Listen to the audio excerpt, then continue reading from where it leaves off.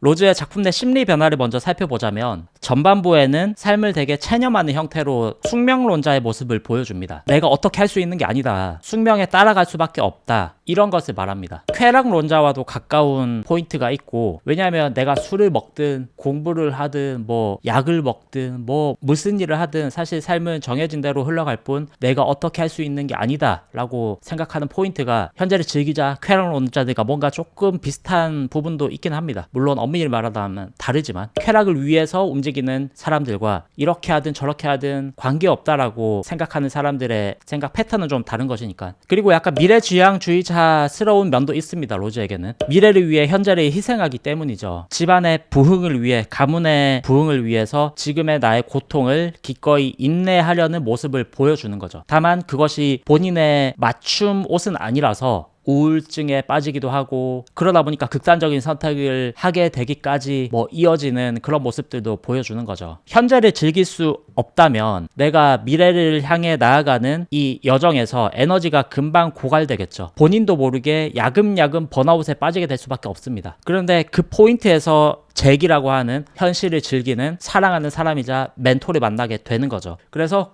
꼴꼴꼴꼴꼴 연료를 부여받고 로즈는 다시 살아갈 힘을 얻게 됩니다. 그래서 잭은 시작부터 끝까지 완성된 캐릭터였고, 로즈는 시작에서 불안한 캐릭터였지만 잭을 만남으로써 후반부에 성장을 하게 되는 캐릭터인데, 로즈가 후반부에는 어떻게 변했나를 생각을 해보자면 좀 더 현재의 즐거움을 더 추구할 수 있는 전체론자에 가까운 모습을 얻게 되는 거죠. 흘러가는 지금에 집중해서 더 나은 미래를 추구하고, 지금에 집중하다 보니까 더 나은 결과물이 나올 것이고, 또 지금에 집중하는 것이 과거의 속박으로부터도 탈피할 수 있는 길이다. 이게 전체론의 아주 간단한 설명인데 불교 철학이 추구하는 방향이기도 하고요. 커다란 결에서의. 그래서 이런 마인드를 잭으로부터 배운 거죠. 이게 현재 쾌락과는 조금 다릅니다. 현재 쾌락은 미래도 과거도 생각하지 않고 지금의 쾌락만 생각하는 것이 현재 쾌락입니다. 부정적인 면이 강하죠. 하지만 전체론이라고 하는 시간과는 말 그대로 과거와 미래 모두를 떠안을 수 있는 지금이라는 거죠. 이 개념을 설명하는 시간은 아니니까 이러한 완성된 캐릭터로 변화해 갔다는 거죠. 왜 이렇게 되었는가 라고 생각을 해보자면, 사실 이 사랑이라고 하는 것이 미래지향주의자들을 현재로 불러들이는 힘이 있습니다. 감각이라고 하는 것 자체가 대부분의 도시 사람들, 여러분들도 아마 거의 다 미래지향주의자들 성향이 강할 겁니다. 그런 교육을 받았고 초자가 높은 대한민국 사회에서 살고 있기 때문에 미래의 어떤 포인트를 위해서 현재를 인내하고 감수하는 것이, 고통을 참는 것이 더 뛰어난 사람이다라는 것을 우리가 무의식 중에 생각을 하기 때문에 어쩔 수 없이 미래지향주의자적인 삶들을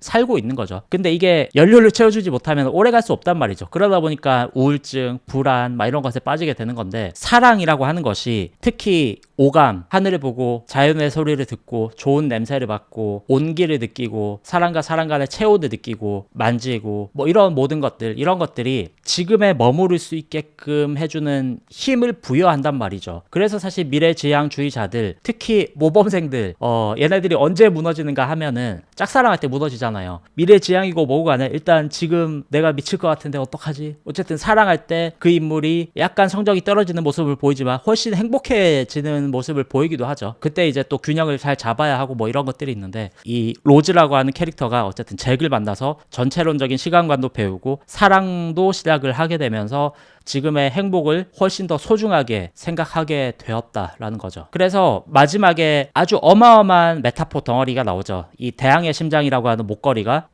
내 주머니 속에서 발견된 것을 보게 되는데, 이게 여러 가지를 담고 있습니다. 어마어마하게 비싼 보석이기 때문에 팔면은 거의 뭐 죽을 때까지 돈 걱정은 없을 정도의 커다란 가치를 가진 보석이겠죠. 이런 것이 사회적 가치인 거죠. 대항의 심장이 상징하는 것은 돈 많던 약혼자와의 고통스러운 삶을 상징하기도 하고, 내면의 성공이 아니라 사회적 성공, 돈과 타인의 인정, 이러한 모든 것들, 사회적인 가치, 이런 것을 집대성한 모두가 부러워하는 보석이라고 하는 거죠. 그래서 이거를 보면서 로즈는 생존하고 살아가는 동안 계속해서 자기 스스로를 경계하는 의미로 보석을 가지고 다녔을 겁니다. 잭과의 약속, 그리고 타이타닉에서의 추억들, 모든 것이 담겨 있겠죠. 그리고 반면 교사로서의 메시지도 담겨 있을 것이고, 귀족으로서의 허례허식을 경계하는 장치이기도 할 것이고, 어쨌든 그렇게 자신의 삶을, 현재를 오롯이 즐기면서 자유로운 여성으로서의 삶을 살아가다가 이제 죽음이 얼마 남지 않은 할머니가 되었을 때야 타이타닉 인양 소식을 뉴스에서 듣고 그 현장으로 가면서 이제 이야기가 시작이 되는 거였죠. 이 메타포를 끝에 다시 바닷속으로 돌려준단 말이죠. 이제는 잭이 있는 그곳으로 돌려주는 겁니다. 잭과 타이타닉의 상징이었던 메타포를 바다로 돌려줌으로써 로즈의 자유로운 삶은 완성이 될 수 있었던 거죠. 어떻게 보면 잭에게 나 이렇게 잘 살았다 라고 이야기로서 전달을 하는 행위로도 보여졌고요. 감사함과 사랑, 그리움과 약속 모두를 담은 상징적인 장면이었다는 거죠. 우동이즘.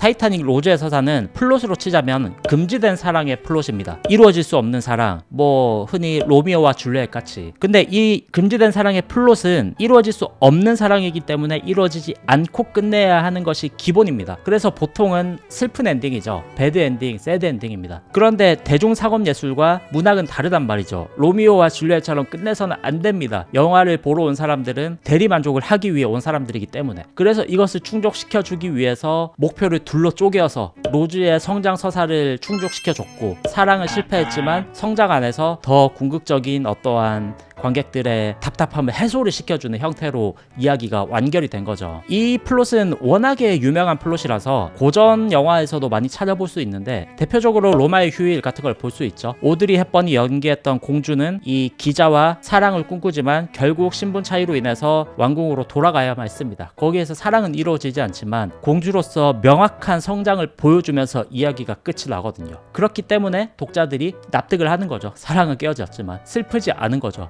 그래서 이 부분, 재미를 담당하는 부분과 깊이를 담당하는 이 목표를 구분을 해서 사용하는 것이 대중상업예술의 작품성을 담는 비밀이지 않을까라는 생각을 합니다. 늘 즐거운 창작 되시길 바라고요. 끝까지 봐주셔서 감사합니다.